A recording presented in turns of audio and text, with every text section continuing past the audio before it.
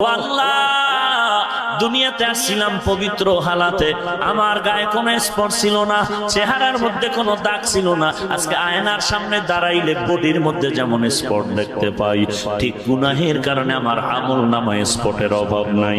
আমার 5টা আঙ্গুল, 2 হাতে 10 আঙ্গুল, 2 পায়ে 10টা আঙ্গুল আছে, মাথার ভেতর অগণিত চুল আছে।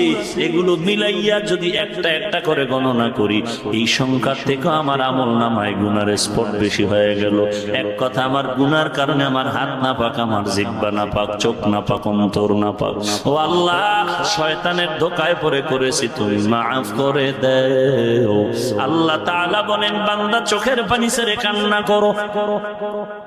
নবী বলেন, 1 ফোঁটা চোখের পানি যদি কেউ কান্না করে ফেলে দাও, গাভীর ওলান থেকে দুধ বের করে গাভীর ওলানে উল্টা ভাবে ঢুকানো যেমন সম্ভব নয়, কান্নাওয়ালা বান্দাকে জাহান্নামের খাতা থেকে নামটা কেটে দিয়া আরো জাহান্নামে ঢুকানো সম্ভব নয়।